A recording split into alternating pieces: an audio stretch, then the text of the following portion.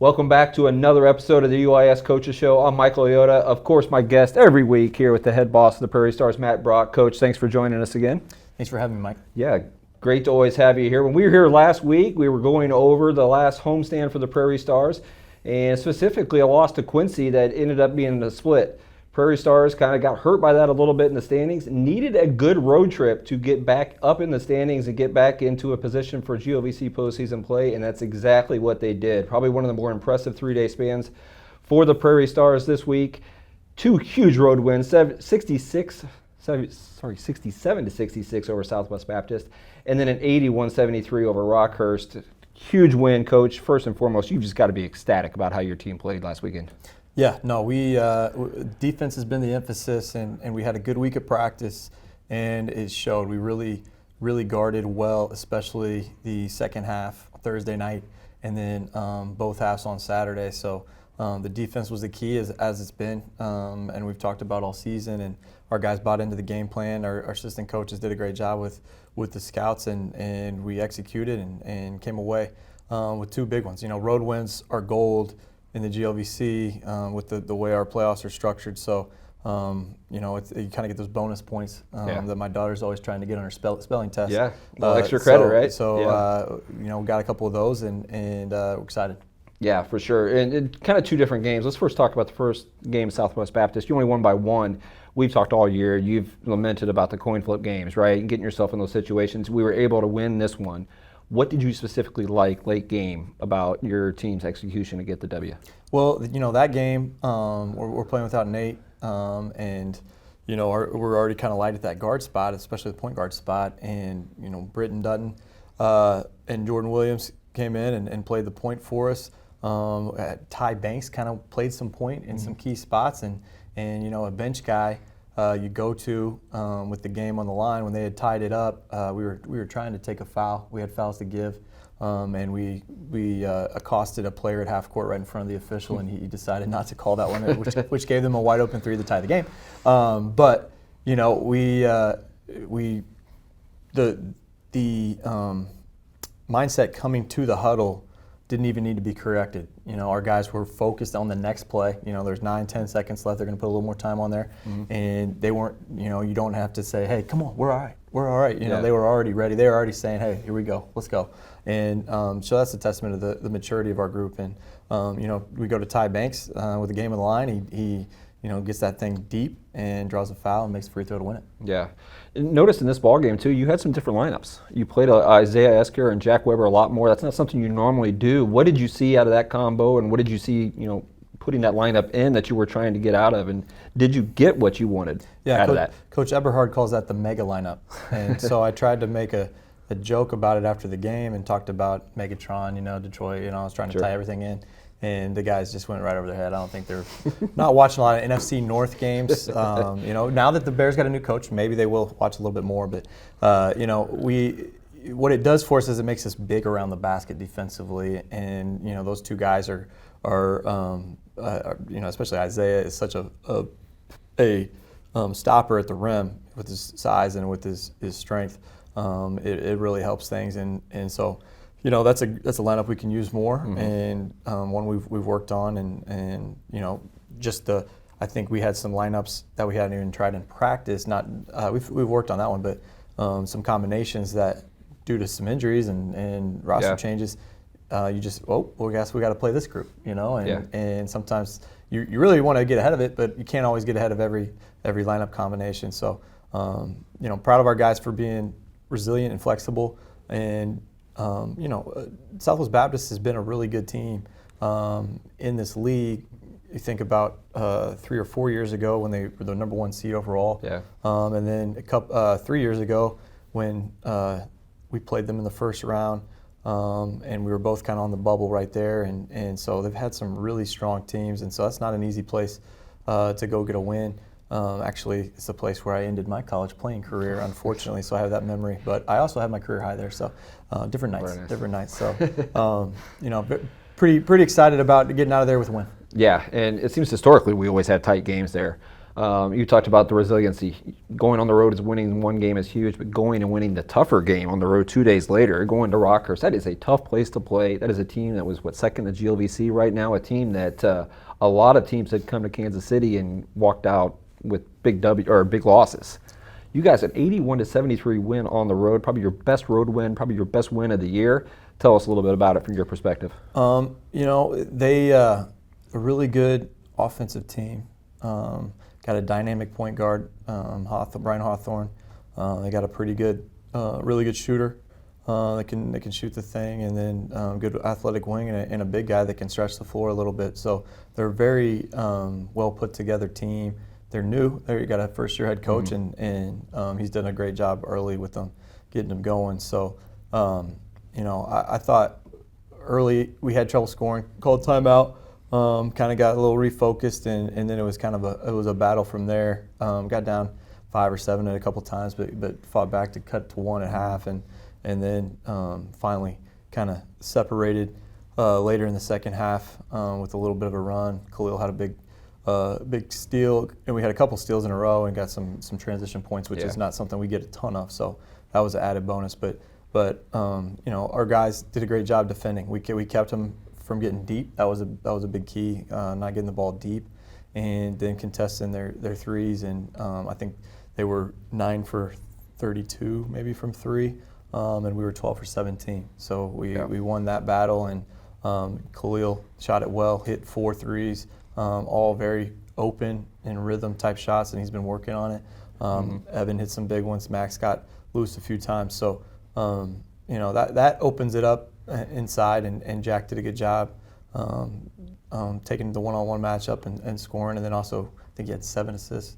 It might have been the other game he had 7 assists, but he really passed the ball well over the weekend, and so it all starts with our defense, though. We're focused on that, and as we continue to improve defensively as a team, I think that'll correlate with more and more success. Yeah, and one play that stuck out to me in this game, I think you guys were up 72-64, 72-65, 7 or 8 point lead that you've taken with the last couple minutes down. And, in some of the losses that we've had in close games, some things have happened, right? 2 or 3 turnovers, a couple empty possessions.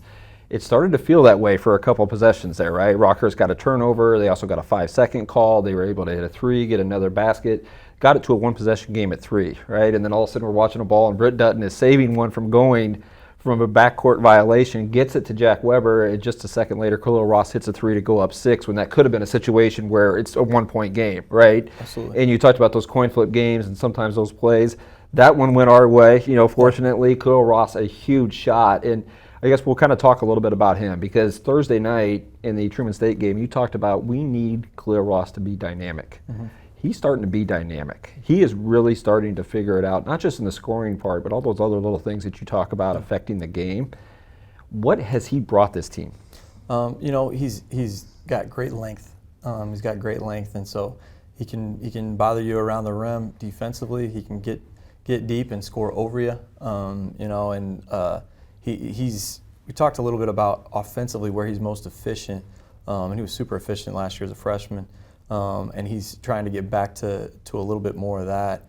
He can get on the offensive glass. He's a great cutter. So I think not getting fixated on that 3-point line has allowed him to have a little bit more of an impact. But he had a really nice block in a one-on-one situation in the second half. He had a big steal and an and one. So he brings a lot of positives. I think his plus minus defensively, I think we're maybe 7 or 8 points better defensively right now with him on the floor than off. Wow. And those are things obviously we're looking at, and he's very coachable and wants to get better, and so that's the good thing about a young player that wants to get better. But you talk about getting into a 1-possession game. It's a little bit of an adventure right now at the end of the game when you're going to face pressure. It's coming. Yeah. All right. And you still have a sophomore 2 guard that's playing the 1, and then you have your backup point guard Nate, who is not available. So, you only got so many timeouts, and I think we can definitely do a better job of taking care of it at the end of the game. I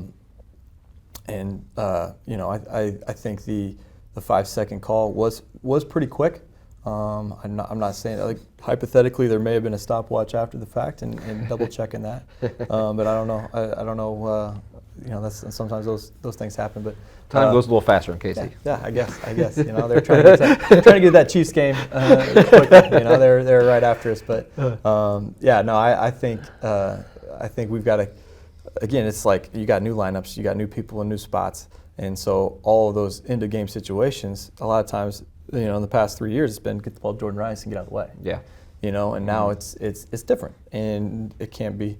It's not bad. You got to figure out a different way to do it, and so that's the challenge we have right now. But it's a lot more enjoyable to learn those things in a win than a loss. Yeah, absolutely. And you started this season, and you would have looked at the schedule, not one that you would have circled, but one we're definitely circling Thursday night. We got Missouri S&T coming in here. Missouri S&T nationally ranked now. I think 15. They're actually up to 9 today. 9 in the country now. So this is a team that has kind of surprised a lot of people in the GLVC. I know to you, probably not surprised. You said they have a lot coming back and everything, but huge opportunity for your team this weekend in game 1 of a doubleheader, a home doubleheader.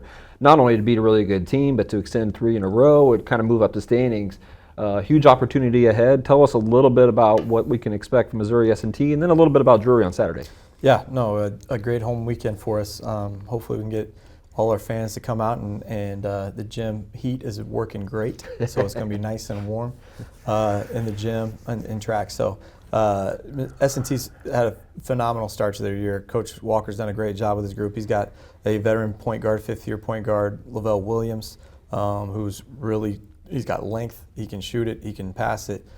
He's a great defender, so he's a problem to deal with. And then Andrew Young's been playing really well inside for him, kind of a stretch 5 type that can score in a variety of ways. So those 2 guys have kind of been cornerstones, and they're back. And they've got a couple other guys they played that started a lot for him last year. Added a good transfer from Illinois Wesleyan, Ryan Stroka. And so they've just got a really good team, and they can score it, and they're actually defending. They're the best. They're number 1 in defensive efficiency in our league, under 1 point per possession. So big challenge for us. A really good team, top of the GLVC right now. They're 7-0, and a great opportunity. Or maybe 8-0. I think they won last night as well.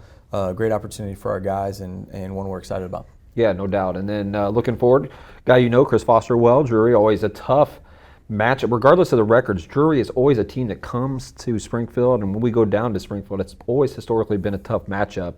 Probably anticipate that again on Saturday. Why is that? What is it about Drury and what they bring? I think it's a really good team. They won a national title in 2012-13. They got one of the best facilities in the country, so they typically recruit really well. And Chris is a fantastic coach. Has had a lot of success in our league at Truman State and McHenry before he got to Drury. And it's the thing about conference you can't get too worked up about early is everybody's playing a different schedule, and it's all going to balance out. And some people are playing a lot at home early, and some are playing a lot on the road earlier. Some are playing the top of the league early, and some are playing the bottom of the league early. So if you get real caught up in, this team's behind us, that must be, it's not like the AFC West, where you got the Chiefs and you got everybody else, and then maybe the Bills, AFC, but. Maybe the Bills. We'll see about that this week. But it's a little more balanced. It's a little more of a lot of parity. And so Drury's really good. Jock Riak is a really dynamic forward sophomore. He can do a lot of things. He can post you. He can shoot it.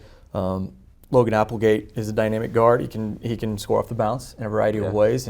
And Coach Foster brought in a good Division I. Transfer that can really shoot the ball to go with those 3 guys, and they've got a couple other guys that are really good. We saw them live at their Thanksgiving Classic. It's a really good team. I'm a little surprised at their early season GLVC record, but again, like I said, that doesn't your record doesn't always indicate who you are, especially not till the end. So they're going to be a tough challenge, and we're going to take it 1 game at a time and focus on the minors right now, but Friday we'll have to turn it around and get ready for a really good Panthers team. Yeah, and you mentioned Drury, like early in the year when you were down there, Central Missouri, really good team. They handled Central Missouri, so this is a team that can definitely be good and definitely will present a good challenge coming. Coach, final thing, Super Bowl is coming up, Final Four. What's your predictions? What do we got? I think you've got in the NFC, it's going to be hard for the Commanders to go into Philly. I think they just got so much juice, and those fans are just so relentless. I don't know if the Commanders are ready to win that in that harsh of an atmosphere. So I'll go with the Eagles because they've been there, and they've been there before. And then, the AFC is tough. Josh Allen is a really good quarterback, and my Chiefs are going to have to battle a really good team, probably the second best team in the entire NFL. And I don't know. I think hopefully it'll be a close one. But I would look for Travis Kelce to catch a pass late in the fourth quarter and go up into the box and propose to Caitlin Clark. I'm going to go with Eagles and Bills in honor of my man Mike Taylor and our production here. I think his Bills get it done. Coach, I don't know about your NFL predictions, but the basketball stuff, great stuff today. Thanks for your insight. Good luck this week. Again, the Stars back in action Thursday night here at Track, 7:30 against number 9 Missouri S&T, and then on Saturday at 3 p.m. tip against the Drury Panthers. This has been the UIS Coaches Show.